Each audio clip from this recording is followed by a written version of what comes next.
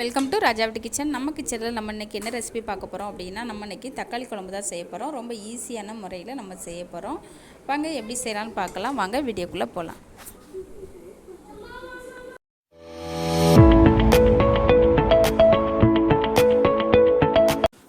Stove on பண்ணி கடாய் எடுத்து வச்சிடலாம். கொஞ்சமாக பெருஞ்சீரகம், கொஞ்சமாக கசகசா, ஒரு சின்ன துண்டு பட்டை, ஒரு அன்னாச்சிப்பூ, 2 கிராம்பு, கொஞ்சமாக கல்பாசி, 2 பிரிஞ்சி இலை, இதெல்லாம் நான் எடுத்து வச்சுருக்கிறேன். நமக்கு ஆயில் வந்து சூடாயிருச்சு, நம்ம ஒன்றா சேர்த்துக்கலாம்.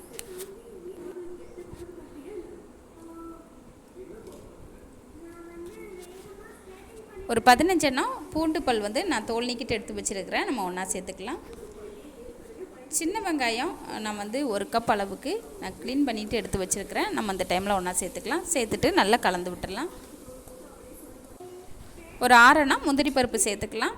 சின்ன வெங்காயம் நமக்கு வந்து ஒரு காரமான ஒரு டேஸ்ட் வந்து கொடுக்கும். பெரிய வெங்காயம் இருந்ததுன்னா கொஞ்சமாக நீங்கள் சேர்த்துக்கோங்க. அது நமக்கு கொஞ்சம் இனிப்பு சுவை கொடுக்கும்.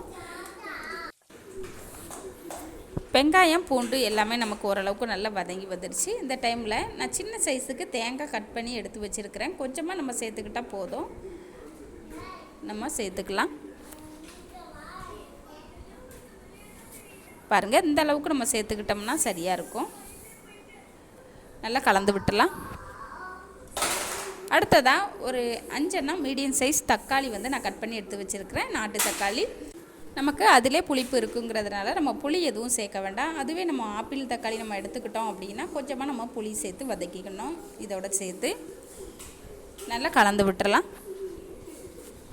1/2 டீஸ்பூன் அளவுக்கு நம்ம உப்பு சேர்த்துட்டு கலந்து விட்டுடலாம்.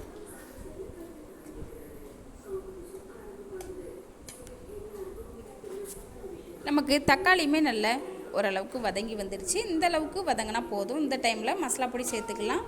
1 டேபிள் ஸ்பூன் அளவுக்கு வரமிளகாத்தூள் சேர்த்துக்கலாம். 1 டீஸ்பூன் அளவுக்கு, ஒரு சின்ன டீஸ்பூன் அளவுக்கு 1 டீஸ்பூன் மஞ்சள் தூள் சேர்த்துக்கலாம். சேர்த்துட்டு நல்லா கலந்து விட்டுடலாம். நம்ம அந்த டைமில் ஸ்டவ் ஆஃப் பண்ணிக்கலாம். சூடு போனதும் மிக்ஸி சாரில் சேர்த்துட்டு நல்லா நைஸாக அரைச்சி எடுத்துகிட்டு வந்துடலாம்.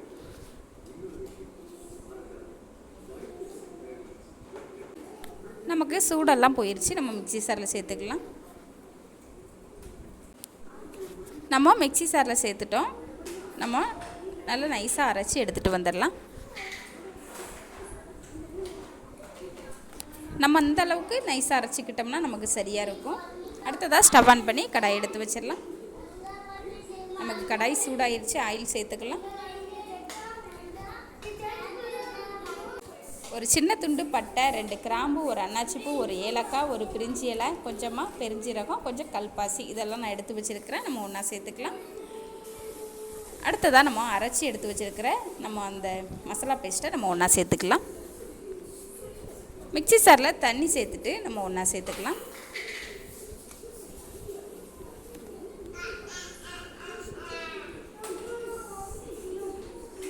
நல்லா கலந்து விட்டுடலாம்.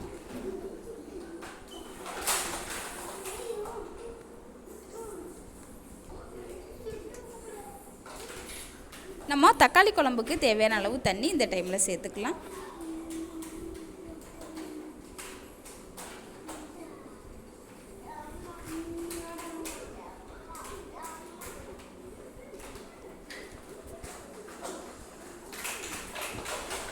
நல்லா ஒரு வாட்டி கலந்து விட்டுலாம்.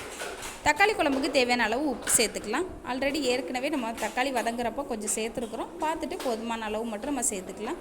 சேர்த்துட்டு நல்லா கலந்து விட்டுடலாம்.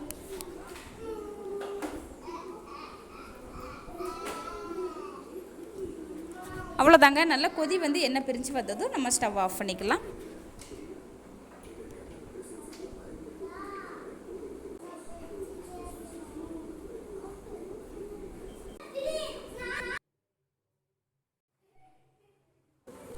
நல்லா கொதி வர ஆரம்பிச்சிருச்சு. நல்லா ஒரு வாட்டி கலந்து விட்டுடலாம்.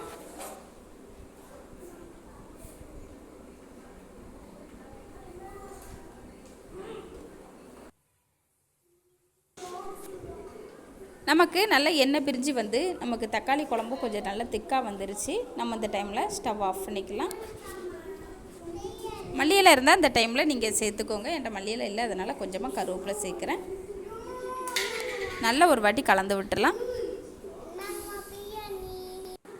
அவ்வளோதாங்க, சூப்பரான டேஸ்டியான நமக்கு தக்காளி குழம்பு சூப்பராக நமக்கு ரெடி ஆயிடுச்சு. ரொம்ப ஈஸியான ஒரு ரெசிபி, புதுசாக பழகுறவங்க கூட ரொம்ப ஈஸியாக செய்யலாம். நீங்களும் இதே போல் இதே அளவுகளில் ட்ரை பண்ணி பாருங்கள். இந்த ரெசிபி உங்களுக்கு பிடிச்சிருந்துச்சின்னா நம்ம ராஜா வீட்டு கிச்சன் சேனலை சப்ஸ்கிரைப் பண்ணுங்கள், லைக் பண்ணுங்கள், பெல் ஐக்கானை கிளிக் பண்ணுங்கள். அப்போ தான் நான் போடுற வீடியோ ஒன்றுக்கொன்று உங்களுக்கு வந்து சேரும். இதை விட கொஞ்சம் அதிகமாகவோ அல்லது கம்மியாகவோ செய்கிறப்போ அதோட அளவுகளை கூட்ட குறைக்க செஞ்சுக்கோங்க. அவ்வளோதாங்க, சூப்பரான டேஸ்டியான நமக்கு தக்காளி குழம்பு சூப்பராக ரெடி ஆயிடுச்சு. சூடான சாதத்தோடு சேர்த்து சாப்பிட்றப்போ அவ்வளோ அருமையாக இருக்குங்க. சாதத்தோடு மட்டும் இல்லை, இட்லி தோசையோட கூட நம்ம சாப்பிட்றதுக்கு அவ்வளோ டேஸ்டியாக இருக்குங்க. நீங்களும் இதே போல் செஞ்சு சாப்பிட்டு பார்த்துட்டு எனக்கு கமெண்டில் சொல்லுங்கள். நன்றி, வணக்கம்.